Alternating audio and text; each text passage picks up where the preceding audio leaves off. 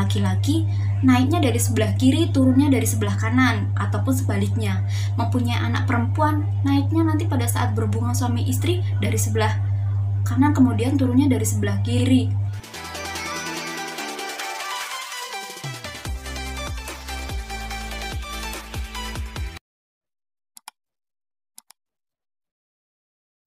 Assalamualaikum teman-teman semua. Jumpa lagi di channel Arjuna Sharing. Gimana kabarnya pada kesempatan kali ini? Saya akan membahas atau sharing dan berbagi informasi tentang metode menentukan jenis kelamin pada anak. Jadi cara-caranya bagaimana sih kalau misalnya kita pengen mempunyai anak laki-laki atau anak perempuan? Di sini kita akan berbagi informasi dan sharing tentang hal tersebut. Oleh karena itu, saya mohon dukungannya untuk subscribe channel Arjuna Sharing, kemudian di like dan di komen, serta dibagikan informasi ini. Sebelum-sebelumnya banyak sekali yang bertanya kepada saya, orang-orang di sekitar sini banyak yang bertanya kepada saya, bagaimana caranya supaya kita bisa mempunyai anak laki-laki dan mempunyai anak perempuan, karena kebetulan dua anak saya itu laki-laki dan perempuan. Jadi di sini saya akan berbagi informasi tentang hal tersebut. Yang perlu teman-teman ketahui bahwa informasi yang akan saya sampaikan ini adalah informasi yang memang sudah valid. Informasi ini bersumber langsung dari dokter obstetri ginekologi atau seksiolog, yaitu Dr. Boyke. Jadi informasi ini tidak diragukan lagi kebenarannya, kevalidannya. Oke? Yang pertama dilakukan ketika kita akan memiliki anak atau hamil, itu yang pertama adalah buatlah program mengenai perencanaan kehamilan. Itu perlu didiskusikan kepada masing-masing pasangan, baik suami atau istri. Kemudian datang ke dokter yang memang terpercaya, dokter kandungan yang memang menangani hal-hal tersebut. Misalnya, dok, saya ingin mempunyai anak laki-laki, bagaimana caranya? Itu perlu didiskusikan antar pasangan dan dokter yang bersangkutan. Itu yang pertama. Kemudian ada mitos nih teman-teman semua yang perlu teman-teman tahu. Karena kebanyakan informasi yang beredar di sekeliling kita, apakah benar jenis kelamin anak itu ditentukan pada saat pasangan suami istri itu melakukan hubungan suami istri? Misalnya, kalau pengen punya anak laki-laki, naiknya dari sebelah kiri, turunnya dari sebelah kanan, ataupun sebaliknya. Mempunyai anak perempuan, naiknya nanti pada saat berhubungan suami istri dari sebelah kanan, kemudian turunnya dari sebelah kiri. Itu ternyata mitos, tidak benar sama sekali informasi tersebut, dan tidak ada hubungannya mengenai pada posisi melakukan hubungan suami istri dengan jenis kelamin anak. Itu sama sekali tidak ada hubungannya. Itu yang perlu teman-teman ketahui ya. Jadi yang menentukan jenis kelamin anak itu adalah sperma dari laki-laki. Jadi kalau telur pada wanita itu sifatnya netral. Untuk bisa memiliki anak berjenis kelamin laki-laki atau perempuan, itu ada dua cara. Yang pertama yaitu diet yang dilakukan oleh pasangan suami dan istri. Kemudian yang kedua adalah memanipulasi suasana vagina menjadi asam atau basah. Kita akan bahas satu persatu ya. Yang pertama, suami itu harus banyak makan daging selama 3 bulan. Kemudian yang kedua, istri harus lebih banyak makan sayur-sayuran selama 3 bulan.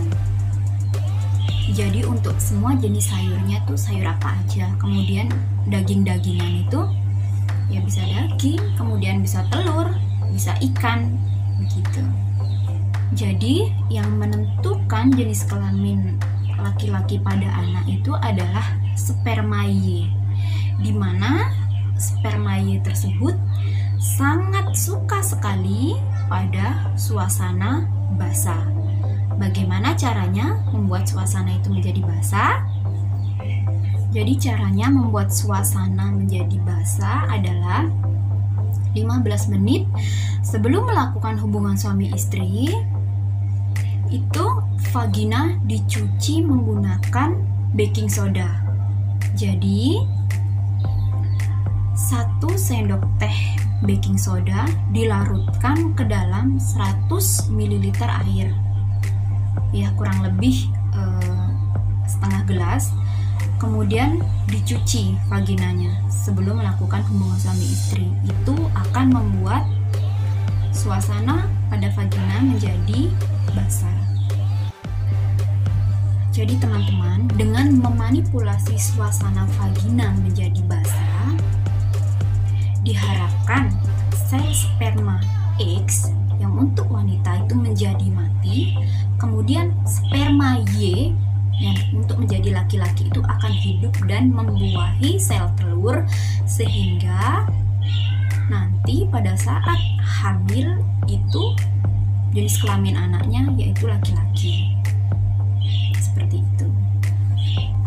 Dan pada saat melakukan hubungan suami istri itu diharapkan untuk jenis kelamin anak laki-laki ini diharapkan itu dilakukan pada saat ovulasi atau masa subur. Nah, kapan saat masa subur itu atau ovulasi itu hari ke-14. Dihitung dari hari pertama menstruasi, kemudian selanjutnya sampai ke hari ke-14. Nah, di situ masa subur. Jadi pada saat melakukan hubungan suami istri itu di saat ovulasi itu. Nah, kemudian selanjutnya bagaimana caranya untuk kita menginginkan anak dengan jenis kelamin perempuan? Itu sebaliknya teman-teman. Jadi untuk laki-laki atau suaminya itu selama 3 bulan harus makan sayur-sayuran. Kemudian kebalikannya, kalau yang perempuan harus makan daging selama 3 bulan. Kemudian yang menentukan jenis kelamin perempuan pada anak itu adalah sperma X. Jadi di mana sperma X ini sangat suka sekali dengan suasana asam. Bagaimana cara membuat suasana vagina menjadi asam? Jadi hampir sama dengan cara yang pertama tadi. Jadi 15 menit sebelum melakukan hubungan suami istri, ambil 1 sendok teh cuka, kemudian dilarutkan ke dalam 100 ml atau 100 cc air putih, kemudian dicuci vaginanya atau istilahnya dicebokkan ke dalam vaginanya, sehingga membuat suasana vagina itu menjadi asam. Karena sel sperma X ini suka sekali dengan suasana vagina yang asam. Jadi diharapkan dengan suasana vagina yang asam itu sperma yang Y yang untuk laki-laki itu bisa mati, kemudian sperma yang X yang untuk jenis kelamin perempuan itu bisa hidup dan membuahi telur pada wanita, sehingga diharapkan nanti jenis kelamin anaknya yaitu perempuan. Nah, kemudian selanjutnya yaitu untuk berhubungan suami istri. Kapankah dilakukan hubungan suami istri? Kalau untuk memiliki anak yang berjenis kelamin perempuan, itu melakukan hubungan suami istri 2 hari sebelum masa ovulasi atau masa subur. Jadi 2 hari sebelum masa subur itu melakukan hubungan suami istri. Jadi diharapkan untuk sel sperma Y yang untuk jenis kelamin laki-laki itu tidak bertemu dengan sel telur, kemudian sel sperma yang X yang untuk jenis kelamin bayi perempuan itu bertemu dengan telur, sehingga nanti jenis kelamin anaknya yaitu perempuan. Memanipulasi vagina ini untuk jenis kelamin anak perempuan itu tingkat keberhasilannya cukup tinggi teman-teman dibanding yang tadi. Kalau yang tadi 70-75%, kalau yang ini 80%. itu tingkat keberhasilannya. Kembali lagi, yang 20% itu ya miliknya Allah. Kita sebagai manusia hanya berusaha, akan tetapi kan lumayan besar juga 80% itu kan tingkat keberhasilannya. Oh ya teman-teman, satu lagi, banyak yang bertanya juga, apakah dengan kita atau pria memakan toge itu bisa mempengaruhi kesuburan sperma? Itu kira-kira jawabannya bagaimana ya? Mitos atau fakta?